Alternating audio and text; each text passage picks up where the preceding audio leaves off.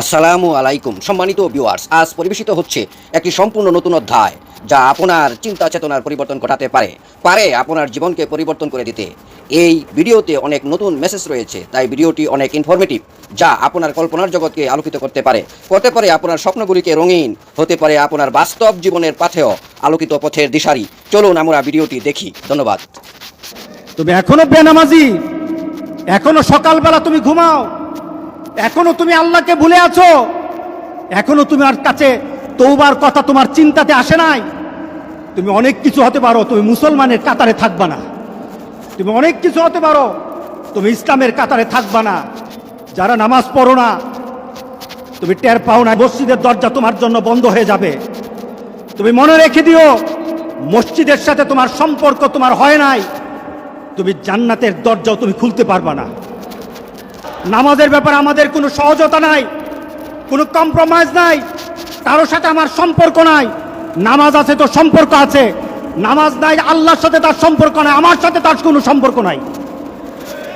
আপনি ঘোষণা দেন, পরিবেশ সুন্দর হয়ে যাবে, তওবা কবুল হবে, আল্লাহ আমাদেরকে রক্ষা করবেন, আল্লাহ আমাদেরকে রক্ষা করবেন ইনশাআল্লাহ।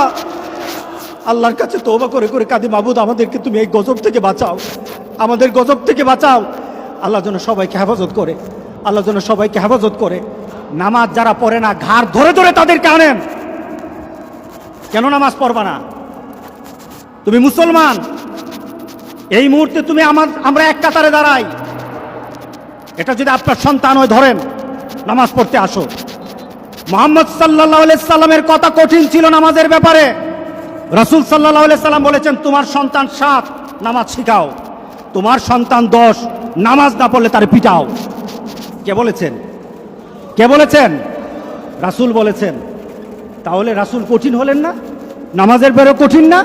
নামাজের ব্যাপারে আমরা কখনো সহজ হব না।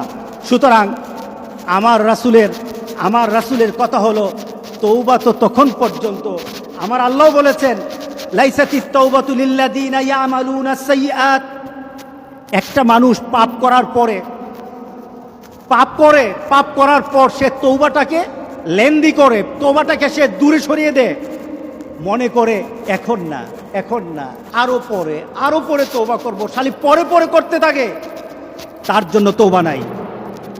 হাত্তা ইদা হাদরা আহাদাহুমুল মাউত, যখন মৃত্যুর দুয়ারে চলে যায়, যখন সে কোয়ারেন্টাইনে চলে যায়, যখন সে আইসিইউতে যায়, তখন বললে ইন্নী তুবতুল আন, এখন তওবা করতেছি।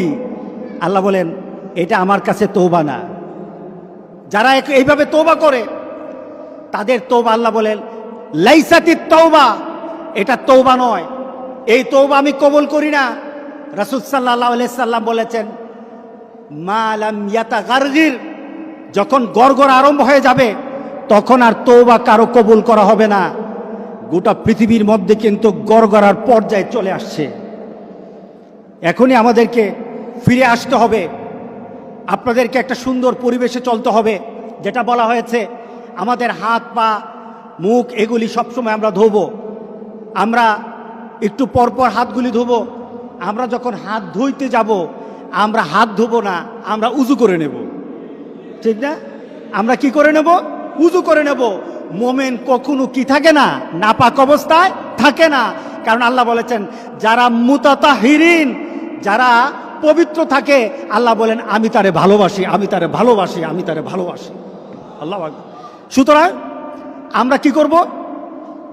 হাত মুখ সবসময় ধোব। এখন ধোয়াটা হবে আমাদের উজু। বাথরুম থেকে আসলেন উজু করবেন, যখন খাওয়া দাওয়াতে বসবেন হাত ভালো করে ধোবেন। আপনি নামাজ পড়বেন, 5 ওয়াক্ত নামাজ 5 বার আপনার জন্য উজু। আপনি যখন কোরআন তেলাওয়াত করবেন তখন উজু। আপনি চিন্তা করলেন এখন আমি একটু ইবাদত করবেন, উজু করে নেন। আপনার জন্য বারবার উজুর মাধ্যমে আল্লাহকে সন্তুষ্ট করার একটা পরিবেশ আপনার দেহের মধ্যে সৃষ্টি হয়ে যায়। আত্মার পবিত্রতা তওবা, দেহের পবিত্রতা হলো উজু। আল্লাহ যেন সবাইকে করার তৌফিক দান করে দেয়। দ্বিতীয়ত, সফর বন্ধ করে দেন। এই বাড়িতে বেড়াতে যেতে হবে, ওই বাড়িতে যেতে হবে, বন্ধ করে দেন। এটা নাজায়েজের কিছু না, শরীয়ত বিরোধী কিছু না। রাসূল সাল্লাল্লাহু আলাইহি সাল্লাম বলেছেন, এই ধরনের পরিবেশ হলে এক এলাকায়, যে এলাকায় হয়েছে ওই এলাকায় ঢুকবা না, আর ওই এলাকার মানুষ বের হবে না। এটা রাসূলের কথা। এখন মহামারী কোনো এলাকায় নাই, গোটা পৃথিবীতে হয়ে গেছে। বের করে যাবে না, ওই এলাকায় গেলে বাঁচা যাবে, মহামারী হবে না, এমন কোনো জায়গা বাকি নাই। গোটা পৃথিবীর সবটাই এখন মহামারীর স্থান হয়ে গেছে। বাঁচতে হলে নিজেকে একটু কন্ট্রোল করে আল্লাহর কাছে সাহায্য চাইতে হবে। কার কাছে সাহায্য চাইতে হবে? আল্লাহর কাছে। দ্বিতীয়ত, বাজারে দরকার আছে, বাজার আপনি যাবেন, তবে স্বভাব সুলভ বাজারে যাওয়া হবে না। স্বভাব সুলভ বাজারে যাবেন না। স্বভাব সুলভ কি? মন চায় বাজারে যান, মন চায় আড্ডা দেন, মন চায় চারশোলে বসেন, মন চায় দোকানে গিয়ে বসে থাকেন, এটা আর হবে না। কি বলেন? একটা সুস্থতা পরিবেশ ফিরিয়ে আনতে হবে। কি করতে হবে? আপনি আপনার ঘরেই থাকেন, আল্লাহর কাছে কাঁদেন। আপনি হেঁটে চড়ে, আপনি বাজারে আড্ডা দিয়ে, আপনি আরেক বাড়িতে গিয়ে আপনি তো তওবা করতে পারবেন না। আপনি ঘরের কোণে বসে থাকেন, আপনি দেখবেন চোখ দিয়ে পানি চলে আসবে। ফ্রান্স থেকে একটা ছেলে ফোন দিল আমাদের গ্রামের, মাসুদ নামে। সে বলতেছে, হুজুর আমাকে মাফ করে দিয়েন। বাহির থেকে যতগুলি ফোন আসতেছে শুধু মাপ চায়। আমি বললাম, তোমরা আমাকে মাফ করে দিও, আমাদেরকে মাফ করে দিও। হুজুর ঘরের মধ্যে আটকে আছি, বের হতে পারি না, দরজাটা খুললেই পুলিশ, দরজা খুলে বের হলে পুলিশ ধরে নেয়, ঘর থেকে বের হতে পারি না, একটা চিন্তার মধ্যে পড়ে গেছি। আমি চিন্তা করলাম, এই যে মাপ চাওয়া, তওবা করা, একটা মানসিকতা সৃষ্টি হওয়া ঘরের মধ্যে বসে থাকার কারণে সৃষ্টি হয়েছে। আপনি ঘরে বসে থাকেন, তওবা করেন আল্লাহর দরবারে, এত হাঁটাহাঁটি করবেন না। এটা বাংলাদেশ থেকে, বাংলাদেশ সরকারও এটা আমাদেরকে বলতেছে, কিন্তু আমরা শুনছি না। তৃতীয়ত, একটু আমরা সালাম বিনিময় করব। কি করব বলেন? বলেন কি বিনিময় করব? বেশি বেশি করে সালাম। আসসালামু আলাইকুম, দূর থেকে দেখতেছেন আসসালামু আলাইকুম, দূর থেকে দেখতেছেন আসসালামু আলাইকুম। আপনার উপরে সালামের কারণে জবাব কি আসবে? জবাব কি আসবে বলেন? ওয়ালাইকুম সালাম। পারস্পরিক শান্তি আল্লাহর কাছে কামনা করি সালাম বিনিময়ের মাধ্যমে। হ্যান্ডশেক করা দরকার নাই, হাত লাগানো দরকার নাই। কারণ বর্তমান মেডিকেল সায়েন্সের ওরা যখন বলছে যে এটা থেকে একটু বিরত থাকা দরকার আছে, বর্তমান প্রেক্ষাপটে গভর্নমেন্ট থেকে যে অর্ডারগুলি আছে, এরপরে মেডিকেল সায়েন্স থেকে যে কথাগুলি আছে, এগুলি মানো আমাদের দরকার। কারণ মেডিকেল সায়েন্সের কথাগুলি তাদের নিজস্ব কথা নয় তো। এই যে হাত পা মুখ ধোয়ার কথা বলেছে, তারা মেডিকেল সায়েন্সে বলতেছে, কিন্তু ইসলামে আছে কিনা বলেন তো? আছে। তাহলে এইভাবেই তো বলা হচ্ছে। সুতরাং এই হ্যান্ডশেক করাটা ছেড়ে দিবেন। বাড়িতে মহিলাদেরকে বলবেন যে পাড়া যেন না বেড়ায়, এক বাড়ি থেকে আরেক বাড়িতে যাওয়া দরকার নাই, এক স্থান থেকে একজন স্থানে যাওয়া দরকার নাই, নিজের ঘরে থেকে আল্লাহর কাছে সাহায্য চাওয়া দরকার। কি বলেন? অতিরিক্ত লাগতেছে কথাগুলি? হ্যাঁ, উন্নত দেশে আপনার ছেলের কাছে ফোন দিয়ে দেখেন কি অবস্থা। এবার নিজে চিন্তা করেন, বাংলাদেশে যদি বেড়ে যায় তাহলে বাংলাদেশের অবস্থা ওই দেশের মতো হবে না, আরো কঠিন হয়ে যাবে। এরপর আমাদের যেটা করতে হবে, আমরা নামাজ পড়ব, মসজিদে এসে নামাজ পড়ব। তবে আমরা মসজিদে একত্রিত হব বলে কিছুটা স্বাস্থ্যসম্মতভাবে আসব, নিজেকে একটু পরিষ্কার করে আসব। কারো যদি কাশি থাকে, একটু যদি রুমাল নিয়ে আসবেন অথবা নিয়ে আসবেন, যেন কাশি দেওয়ার সময় মুখটা ধরা হয়। এই মুখ ধরা, হাঁচি দেওয়ার সময় মুখ ধরা, এটা ডাক্তাররা বলতেছে নাকি মুহাম্মদ সাল্লাল্লাহু আলাইহি সাল্লাম বলছে? বলেন।